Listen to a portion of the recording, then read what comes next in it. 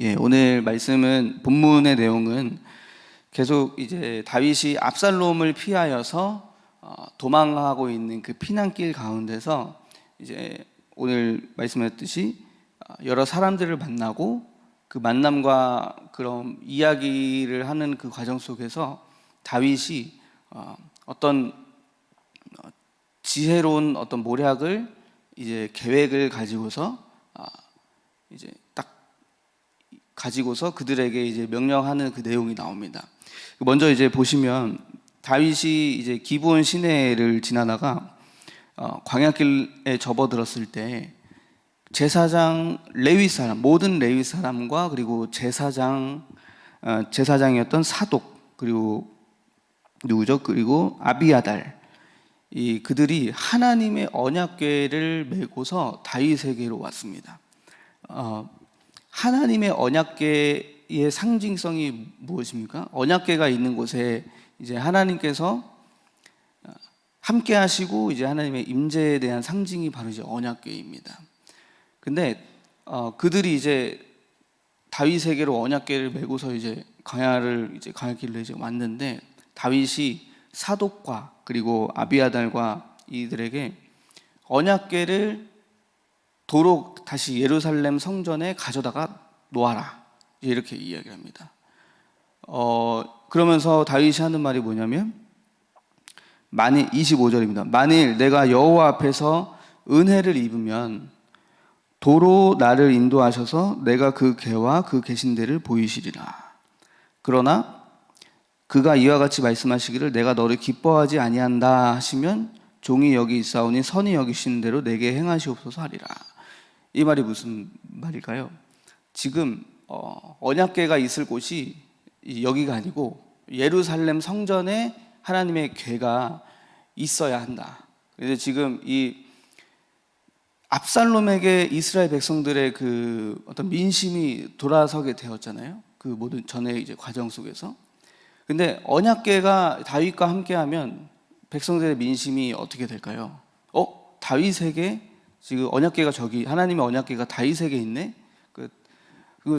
다윗에게 지금 하나님 함께 하시는구나, 이렇게 생각할 수 있어서 이제 민심이 다시 돌아올 수 있지만 이제 그것을 다윗은 선택하지 않고 하나님의 절대적인 어떤 계획과 뜻을 이제 다윗이 신뢰하면서 언약궤가 있기 때문에 지금 내가 하는 게 아니라 내가 하나님의 은혜를 입으면 하나님이 나를 다시 이 모든 환난과 어려움과 극심한 어떤 곤란한 어떤 이런 상황 속에서 나를 다시 하나님의 궤가 있는 곳으로 다시 회복시킬 것이다.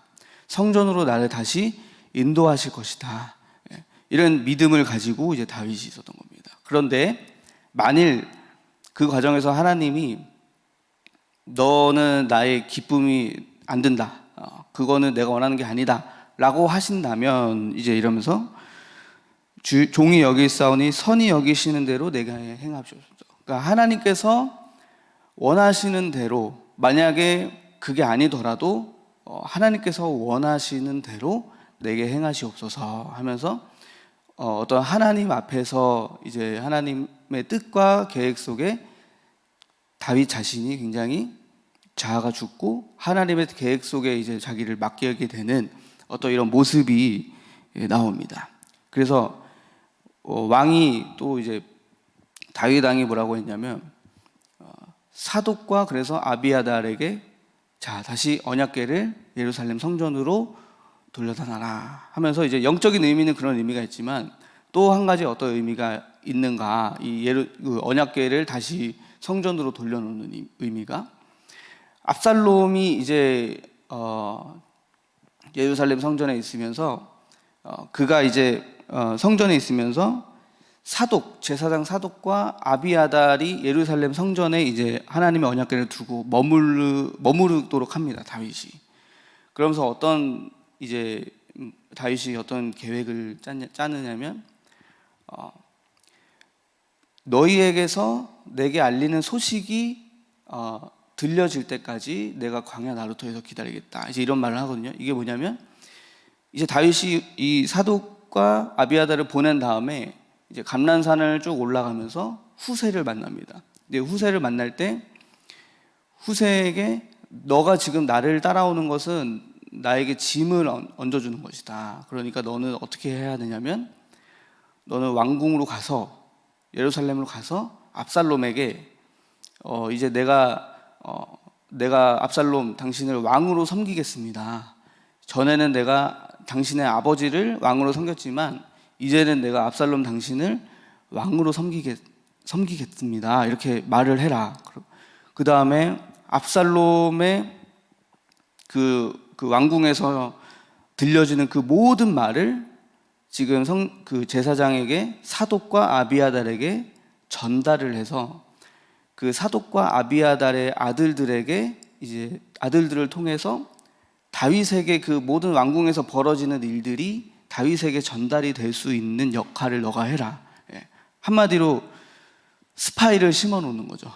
다윗이 그 압살롬의 주변에 어떤 첩자를 딱 숨어 놓고 거기서 벌어지는 그 모든 이 일들을 지금 나한테 알려라. 그러면서 다윗이 하는 말이 34절이네요. 34절에 아히도벨의 모략을 패하게 해라. 네가 나를 도와서 아히도벨의 모략을 후세는 패하게 해라. 아히도벨이 굉장히 뛰어난 지략가였나 봐요. 그래서 다윗이 모발한 자들 가운데 아히도벨이 있습니다라고 했을 때 다윗이 기도하죠. 하나님, 아히도벨의 모략이 무너지게 해달라. 어리석게 하옵소서. 이렇게 기도를 합니다. 그러니까 그만큼 아히도벨이 뛰어난 사람이었나 봐요. 그래서 그가 있다는 얘기를 들을 때 그 후세를 보내서 아히도벨의 모략을 패하게 하는 것이 네가 지금 나를 따라오는 것보다 나를 그게 더 도와주는 거다 해가지고 후세가 왕궁으로 갑니다. 그래서 실제로 16장, 17장 보면은 이제 아히도벨이 그 압살롬에게 밤중에 자기에게 군대를 내어달라. 지금 다윗이 지금 쇠약해졌을 때 지금 가가지고 다윗을 쳐야 됩니다. 그러니까 나한테 군대를 달라라는 어떤 그 지략을 딱 압살롬에게 이야기합니다. 근데 압살롬이 어떻게 합니까? 너의 말만 들을 게 아니고 후세의 말도 좀 들어봐야겠다 해가지고 이제 후세를 불러서 지금 아히도벨이 이렇게 하자고 하는데 어떻게 생각하냐? 후세가 이럽니다. 왕이시여, 그거는 올바른 결정이 아닙니다 하면서 완전히 그 아히도벨의 계략에 반대되는 그 지략을 펼칩니다. 그게 뭐냐면 지금 왕이시여, 군대를 징집을 해야 됩니다. 군대를 징집하면 어떻게 되죠? 시간이 오래 걸리잖아요. 그래서 다윗이 도망갈 시간을 그래서 벌어주는 거죠, 후세가. 그래서 군대를 징집해가지고 단에서부터 부엘세바, 이 단에서부터 부엘세바라는 거는 이스라엘의 그 영토의 끝과 끝입니다. 거기서부터 이렇게 돌아다니면서 다윗 이거 보이면 이렇게 해야 됩니다. 다 죽이고 막 이렇게 해야 됩니다. 그랬더니 막 박수를 쳤어요. 압살롬과 그 신하들이 막 후세의 계략이 더 뛰어나다 이러면서 막 후세의 그 계략을 했습니다. 근데 중요한 건 하나님께서 이미 그 아히도벨의 모략을 패하게 하려고 그들의 마음을 그렇게 바꿨다. 이제 이런 말씀도 있습니다. 그러면서 이 후세가 실제로 다윗을 도와서 다윗이 도망갈 시간을 벌여서 다윗의 목숨을 구하게 됩니다. 이제 이런 내용들이 이제 쭉 펼쳐집니다. 그래서 오늘 말씀 가운데서 저는 이제 여러 가지 좀 많이 묵상이 됐습니다. 그게 뭐냐면 먼저 이제 다윗을 먼저 보시면 지금 다윗이 뭔가 극심한 어떤 고난과 어려운 상황, 굉장히 난처한 상황과 위기를 만난 지금 상황에 있습니다. 그래서 그가 도망하는 과정과 와중에도 이런 게 좀 느껴지더라고요. 다윗이 뭔가 이 삶 속에서 그런 어떤 문제들이 왔을 때 포기하지 않았다. 포기하지 않고 지금 하나님 앞에서 그가 할 수 있는 최선의 것들을 지금 해 나가고 있다 하면서 저는 다윗이 굉장히 지혜가 있네, 이제 이렇게 묵상이 됐습니다. 그래서 이 지혜가 다윗이 이렇게 계획을 짜고 어떤 이렇게 지혜롭게 어떤 이런 일들을 미리 이제 예상을 해서 어떻게 이것들을 잘 준비할 수 있었을까 이제 생각을 하다 보니까 다윗의 어떤 이런 고백들 속에서 하나님을 향한 어떤 이 마음 그리고 영적인 상태가 이제 묵상이 되는 것이 다윗은 하나님을 경외하는 사람이었다라는 게 많이 묵상이 됐습니다. 그래서 우리가 지혜가 있다, 뭔가 그 사람에게 지혜가 있고 또 어떤 그 사람에게 뭔가 굉장히 치밀한 굉장히 선한 것이 어떤 느껴진다라고 했을 때 그것은 그 사람의 어떤 지혜라기보다도 그와 함께 하고 계시는 하나님, 그 하나님께서 부으시는 어떤 지혜가 있다라는 것입니다. 그래서 다윗이 보시면은 이제 이렇게 고백을 하죠. 여호와의 궤를 가지고 왔을 때 이렇게 생각할 수 있잖아요. 여호와의 궤가, 언약궤가 지금 나와 함께하면 뭔가 전세를 역전할 수 있는 발판이 되겠다, 이렇게 생각할 수 있는데, 이용할 수 있는데, 그게 아니라 언약궤 때문에 내가 그런 것이 아니라 하나님께서 내게 지금 은혜를 주신다면 나를 다시 회복시킬 것이다. 이런 모든 환경 가운데 하나님을 어떤 경외하고 있는 다윗의 모습. 그래서 혹여나 하나님께서 나를 기뻐하지 않으셔서 그렇게 하지 않으실지라도 자기는 그 하나님의 뜻과 계획 속에 들어갈 준비가 됐다는 어떤 주님을 경외하는 마음이 다윗에게 있었다는 것입니다. 그래서 우리 성도님들은 어떤 지금 이 말씀 속에서 깨달을 것이 무엇이 있겠습니까? 저는 묵상을 하면서 흑암은 계략을 가지고 우리에게 다가옵니다. 어떤 전략을 가지고서 무너뜨릴 전략을 가지고서 우리에게 다가옵니다. 그렇죠? 오늘 오늘 본문은 아니었지만 아히도벨이 어떤 모략을 가지고서 다윗을 치려고 했었던 어떤 그런 모습들처럼 어떤 기묘한 그 모략과 계략을 가지고서 이제 우리에게 다가옵니다. 가정의 평화를 어떤 무너뜨리려는 계략을 막 가지고서 우리에게 다가옵니다. 그게 뭘까요? 보통 이제 가정의 평화를 무너뜨릴 때 이제 이간질하는 거, 이간하는 어떤 그 영이 있어서 서로 오해를 하게 만들고 말 때문에 말과 말을 또 전달하는 그 과정에서 어떤 상대의 그 의도가 아니었는데 뭔가 살을 덧붙여가지고 그 관계를 막 이간질해서 가정의 평화를 깨뜨리게 하는 어떤 사단의 그런 계략. 그리고 또 뭐 있겠습니까? 어떤 사람들하고의, 그래서 모든 관계 속에 관계를 어렵게 하는 또 그 사단의 계략이 있습니다. 이런 거는 보통 혼자 있는 거를 굉장히 좋아하게 하고, 막 우울과 어떤 그런 슬픔과 이렇게 어떤 그런 감정선이 되게 이렇게 들락날락하게 하면서 혼자서 막 이렇게 있게끔 하는 거. 제가 많이 그런 계략에 넘어가서 혼자 있는 거를 되게 좋아했습니다. 이렇게 뭔가 궁상 떤다고 하죠.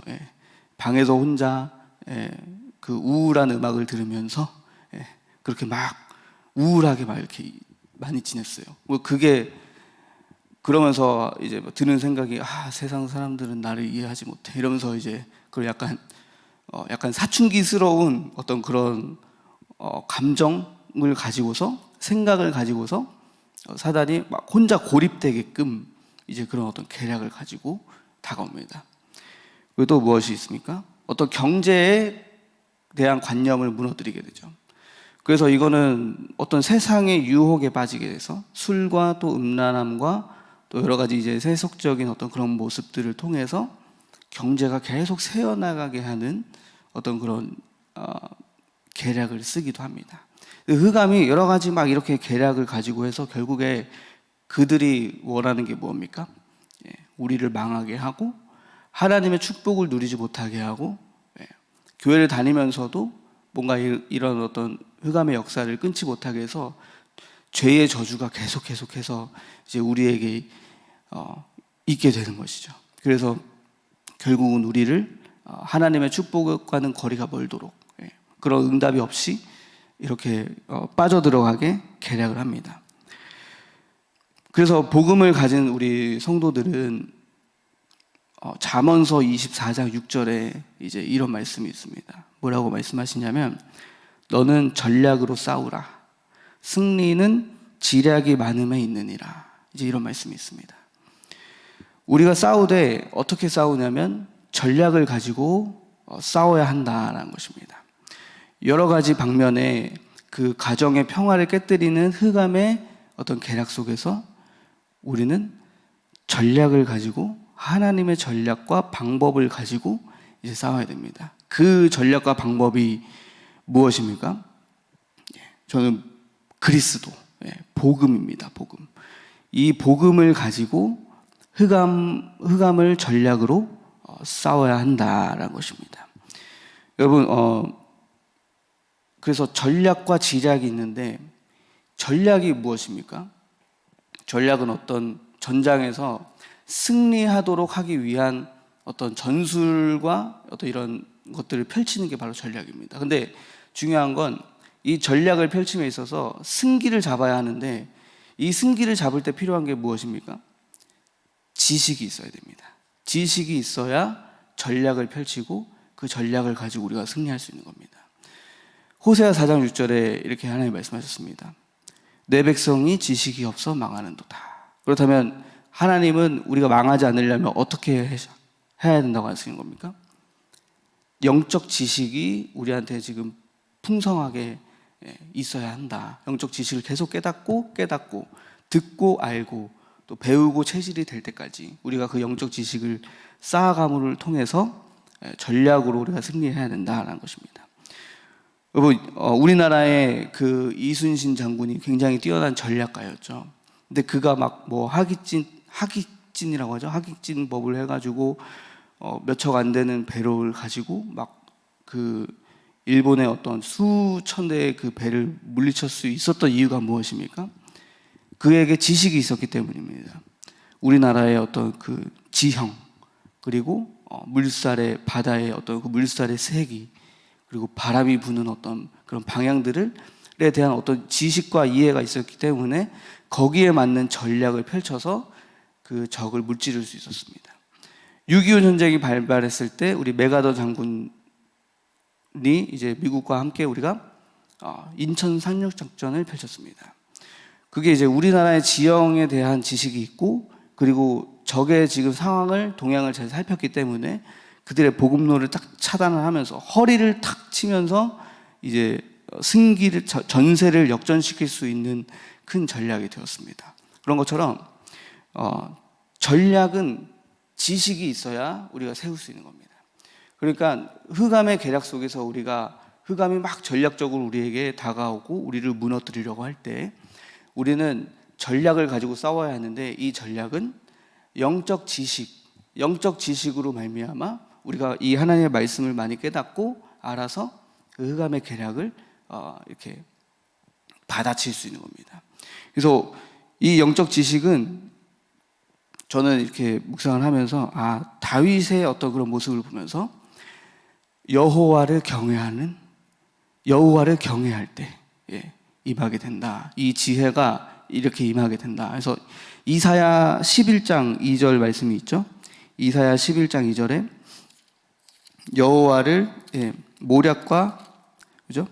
여호와의 영, 지혜와 총명의 영, 그리고 모략과 재능의 영, 지식과 여호와를 경외하는 영이 강림하시니리 그가 여호와를 경외함으로 즐거움을 삼을 것이며, 이렇게 말씀을 하셨습니다. 그 영이 임한다는 겁니다. 지식, 지혜, 그리고 총명의 영, 재능의 영, 모략의 영, 이런 어떤 그런 모든 영들이 여호와를 또 경외하는 영. 그래서 여호와를 경외하는 자가 이런 이 하나님과 함께 동행함으로 말미암아 이런 영들을 받아서 그 모든 삶 속에서 어떤 사건과 문제와 또 어떤 위기를 만났을 때 이거를 극복해 갈 수 있는 하나님이 주시는 지혜와 모략이 있다라는 것입니다. 흑암은 이런 것들을 잘 알아서 우리의 그 삶 속에 이렇게 가는 여정 가운데 굉장히 천사처럼 다가와서 그것이 맞는 것처럼 속이죠. 그래서 창세기에서도 아담과 하와가 하와가 속았던 것처럼 이렇게 우리의 생각 속에 속입니다. 그래서 이 우리가 준비되어야 할 것은 여호와를 경외한다라고 했을 때 우리는 말씀으로 말씀이 우리 안에 거할 수 있도록 해야 합니다. 말씀이 우리 안에 거해서 모든 사건과 환경과 상황 속에 이 말씀으로 흑암의 계략들을 대처할 수 있는 것. 그래서 예를 들면 이제 마태복음 4장에 나옵니다. 마태복음 4장에 예수님께서 광야에서 이제 40일 동안 시험을 받는 그 장면이 나옵니다. 그 속에서 사단이 계속 이제 속입니다. 너가 하나님의 아들이거든 이 돌들로 떡덩이가 되게 해서 먹어라.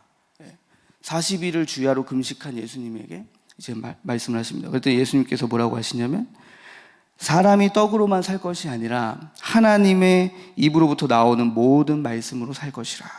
하나님의 말씀으로 흑암의 어떤 그 모략을 대적합니다.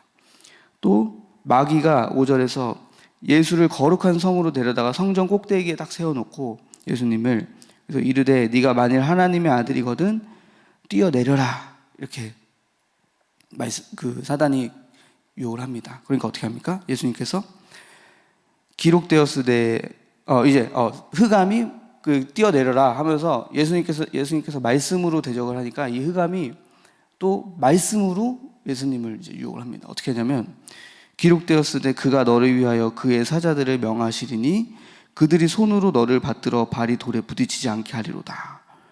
말씀을 가지고 예수님께서 대적을 하니까 이 말씀이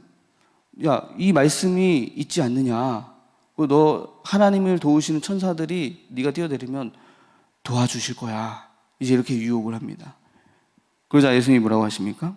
기록되었을 때 주 너의 하나님을 시험하지 말라. 뭔가 말씀이 또 이렇게 나의 상황을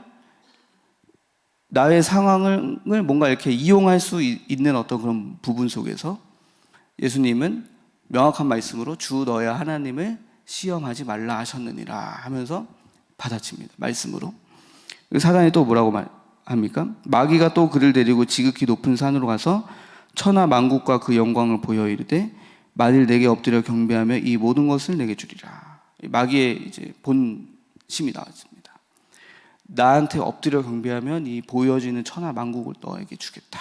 이제 이렇게 유혹을 합니다. 예수님이 뭐라고 하십니까? 사탄아 물러가라 이렇게 하면서 대적 기도를 하시고 주 너의 하나님께 경배하고 다만 그를 섬기라 하였느니라 하면서 흑암의 어떤 유혹과 계략을 예수님은 지금 말씀으로 대적하고 말씀으로 그 유혹을 이겨내시고 말씀을 가지고서 흑암의 어떤 이 모략들, 유혹들을 지금 이겨내고 계심을 이제 우리가 알 수 있습니다. 이처럼 우리도 여호와를 경외한다라고 했을 때 말씀이 늘 우리 안에 계셔서 어떤 흑암이 우리를 속이고 계략하고 또 유혹이 있는 그런 모든 환경 속에서 우리가 거기에 맞는 말씀을 이제 우리가 알아야겠죠. 영적 지식을 우리가 쌓아야겠죠. 그때에 쌓은 자에게 성령께서 역사하셔서 거기에 맞는 그 대적할 수 있는 그 전략을 바꿀 수 있는 말씀이 가르치고 떠오르고 생각나게 하시는 분이 바로 성령님이십니다.